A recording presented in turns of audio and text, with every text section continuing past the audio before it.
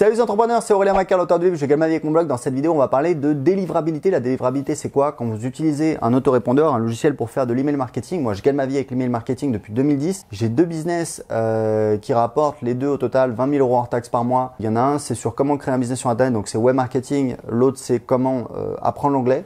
Chaque business a à peu près 50 000 personnes, 50 000 abonnés à ma newsletter et je gagne de l'argent avec l'email marketing. Donc, en ce moment, je suis en train de créer un logiciel qui s'appelle System.io. J'en parle depuis des mois. C'est un gros projet qui permet justement de gérer l'email marketing. Aujourd'hui, mes deux business utilisent System.io et j'ai des gens régulièrement qui me disent voilà, mais au niveau de la délivrabilité, est-ce que System.io c'est bien, etc. Donc, je fais une vidéo pour vous expliquer tout ce que je sais sur la délivrabilité et je pense que ça va aider certaines personnes parce que j'ai remarqué une tendance, si vous voulez, c'est que j'ai des gens qui se préoccupent de la délivrabilité. J'ai quelqu'un qui m'a dit voilà, j'espère que tu n'auras pas trop de problèmes sur la délivrabilité et c'est quelqu'un qui, alors voilà, il suit mes vidéos de temps en temps, etc. Je vais pas dire qui c'est, mais voilà, c'est une des personnes qui commente et je sais qu'il a un petit business qui démarre et il doit pas encore gagner grand chose. Et en fait, c'est une tendance que j'ai remarqué, c'est-à-dire que les gens qui se préoccupent le plus de la délivrabilité, donc c'est le premier truc que je voulais vous dire, c'est pas forcément les gens qui gagnent le plus. C'est-à-dire que pour moi, cette façon de dire ah voilà la délivrabilité, mais oui, mais machin, etc., 5% en plus, bidule et tout, pour moi c'est un petit peu comme les geeks. Je m'excuse, hein, c'est pas, je pas du tout l'intention d'offenser qui que ce soit, etc. Mais c'est juste pour moi, c'est un petit peu un comportement similaire ce que j'appelle les geeks, hein, mais c'est pas péjoratif. Moi, j'ai commencé, j'étais ingénieur, je bossais qu'avec des geeks et je les connais bien. Ou les geeks, ils sont là, oui, mais l'Intel Pentium, CPU, giga de Hertz, machin, etc. Et je me souviens, des fois, on bouffait ensemble le soir et ça a commencé à parler là-dedans. Et je disais, ah les gars, c'est bon, j'ai l'impression d'être sur le forum d'Ardo à faire là. Et ils rigolaient et on passait à autre chose et on parlait de trucs, machin, etc. Moi, je sais que j'ai jamais été un technophile, un geek, un machin, etc. Même si j'ai une formation scientifique. Pourquoi? Parce que si vous voulez, j'ai mon père, quand on était petit, il me disait toujours ah ouais, il y a le nouveau truc il y a le nouveau machin qui va sortir, le nouveau machin qui va sortir. Il étudiait, il a les magazines, il allait dans les magasins, il parlait avec le vendeur, etc. Et à chaque fois, il achetait rien. Et en fait, je comprenais, je me disais oui, mais d'accord, mais il y aura toujours un nouveau truc qui va sortir. Donc si tu veux, enfin voilà, bref, il y a un moment où il faut prendre une décision et il faut prendre le truc. Donc voilà, je me suis écarté du sujet, mais c'est pour dire que pour moi, c'est se focaliser sur le détail et pas sur les trucs les plus importants. Pour revenir à ce que je disais, des gens qui accordent beaucoup d'intérêt à la délivrabilité, souvent c'est des gens qui n'ont pas un business très important. Et inversement, moi je connais beaucoup d'entrepreneurs, certains qui font plus d'1 million d'euros de chiffre d'affaires, je les ai côtoyés, c'était des amis. On n'a quasiment jamais parlé de délivrabilité. Pourquoi? Parce qu'en fait, premièrement, il faut savoir que la délivrabilité, c'est un truc qui est super dur à mesurer. D'accord? C'est très dur à mesurer. Donc, il faut savoir un truc, c'est qu'on ne peut optimiser que ce qu'on peut mesurer. Et comme c'est difficile de mesurer la délivrabilité, et après, même si vous faites plus 5%, plus 10% de délivrabilité, ok, mais peut-être que vous auriez pu créer un autre produit et faire 100% en plus de chiffre d'affaires. Peut-être que vous auriez pu optimiser le processus d'inscription à votre newsletter. Moi, je l'ai déjà fait pour des clients. Je l'ai fait pour mon blog d'anglais. Je suis passé de 80 à 160 inscrits par jour à ma newsletter. Ça a doublé mon business du jour au lendemain. D'accord? Donc, ça, c'est des choses qui vont avoir une conséquence, un effet beaucoup plus important sur votre business et pas le fait de, hypothétiquement, encore une fois, parce qu'on ne peut pas le mesurer, de gratter 5 à 10%. Donc, moi, c'est vrai que j'étais chez Aweber, qui est une boîte américaine qui fait 18 millions de dollars de chiffre d'affaires annuel. Clairement, on s'en fout un peu de ses clients français. Je sais que j'avais des gros problèmes de délivrabilité pour des clients chez Free.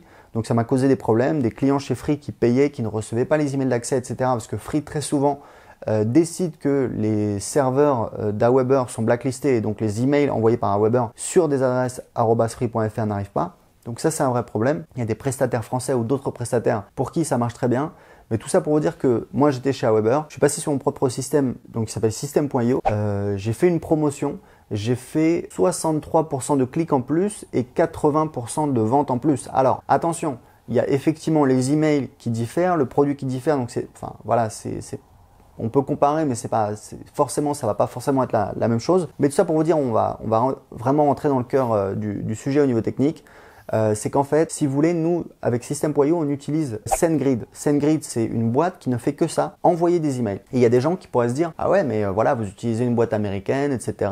Ça va être blacklisté, ça va être la délivrabilité va être moins bonne, etc. Écoutez, moi, j'ai gagné ma vie avec Aweber pendant des années, presque 7 ans. Aujourd'hui, je gagne ma vie avec System.io qui utilise SendGrid et ça se passe très très bien, visiblement même mieux qu'avec Aweber. Et encore une fois, c'est quelque chose qui est difficile à mesurer, donc c'est difficile à optimiser. Mais après, c'est évident que voilà, par exemple, on va voir que voilà, on a plus de clics ou plus de chiffre d'affaires avec tel autorépondeur, même si changer d'autorépondeur, c'est pas mal de boulot. Donc tout ça pour vous expliquer que c'est un sujet qui est assez sensible, qui est pas facile à mesurer. Et un truc très important, c'est que dire voilà tel prestataire est bien ou est pas bien, moi je pense que en fait le nombre, la délivrabilité va dépendre surtout en fait des pratiques de l'utilisateur. C'est-à-dire si vous envoyez des emails à des listes que vous avez récupérées ou achetées, etc.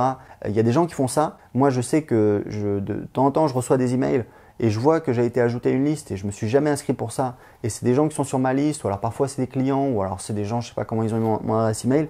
Je déteste ça, c'est du spam, c'est interdit par la loi, c'est très mal, c'est très lourd, je déteste ça. Donc quand j'ai ça, c'est désabonnement et tout de suite je clique sur spam pour montrer que c'est un abus, que j'ai jamais donné mon autorisation. Donc si vous avez des bonnes pratiques, si vous utilisez, si vous envoyez du contenu pertinent à des utilisateurs qui ont donné leur approbation pour recevoir du contenu de votre part, dans ce cas-là, vous allez avoir beaucoup moins de soucis et quel que soit le logiciel que vous allez utiliser. Donc voilà, pour vous expliquer que ça dépend de beaucoup de paramètres, surtout de votre comportement, de votre utilisation, et surtout, il ne faut pas comme ça importer des listes ou essayer de gratter des contacts. Alors, ça peut marcher en certains cas, notamment dans le B2B où c'est autorisé par la loi, mais si on cible des particuliers, c'est vraiment une très très mauvaise pratique. Et le spam, je pense que voilà, c'est pas une bonne stratégie. Il y a certainement des gens qui gagnent leur vie avec. Moi, je gagne ma vie avec l'email marketing depuis 2010. C'est juste pas ma stratégie, donc c'est pas ce que je vous recommande de faire parce que j'estime que c'est pas bon pour moi. Donc voilà, pour vous expliquer que c'est pas si simple que ça. Et pour terminer au niveau de la technique, c'est que si vous voulez penser que tel ou tel prestataire est meilleur, why not? Mais in fine, vous avez de toute façon un serveur mail, c'est un serveur d'envoi mail, donc c'est le protocole SMTP, d'accord? C'est le protocole qui permet de communiquer entre les serveurs pour envoyer des emails jusqu'à destination. Donc in fine, de toute façon, vous avez un ordinateur avec un serveur mail configuré dessus qui va envoyer votre email. Donc que l'ordinateur il soit chez X, chez Y ou Z, etc. De toute façon, en face, vous avez des logiciels anti-spam qui peuvent se tromper parfois. Vous avez des algorithmes qui peuvent se tromper parfois. Et donc forcément, de temps en temps, vous allez avoir des emails qui arrivent en spam.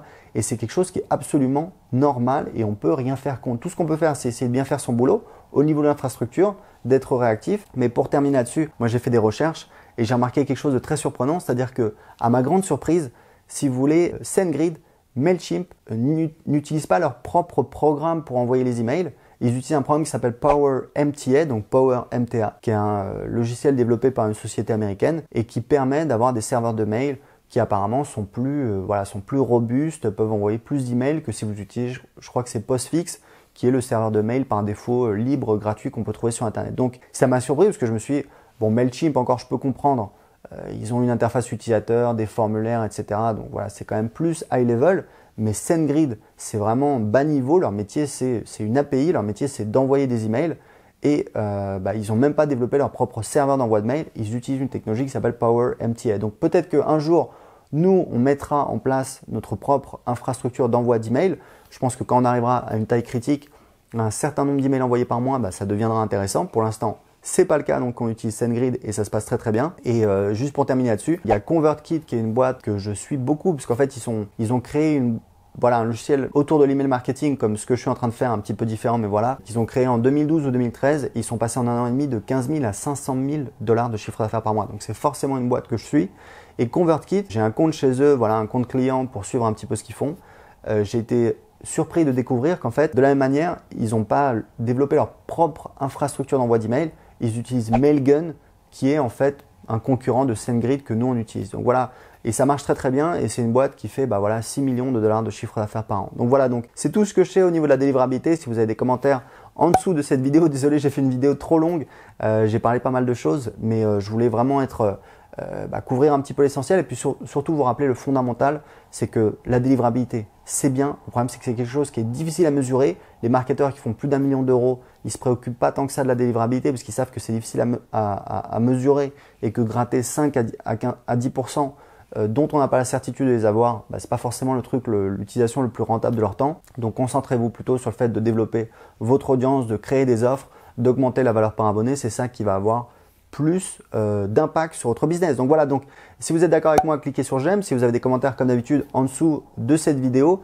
Et je vous rappelle qu'en ce moment, je vous offre mon livre Je gagne ma vie avec mon blog, dans lequel je vous explique comment j'ai créé un business rentable sur Internet en 2010. Alors c'est toujours d'actualité. J'ai toujours des gens qui créent un business rentable grâce à mes conseils, en suivant les conseils que je donne dans ce livre. C'est une aventure, ça se lit facilement en quelques heures. j'ai plus de 180 commentaires sur Amazon. Tout ce que je vous demande, si vous l'avez aimé, c'est de penser à laisser un commentaire sur Amazon. Pour le télécharger gratuitement tout de suite et économiser 15 €, cliquez en dessous de cette vidéo. Ciao!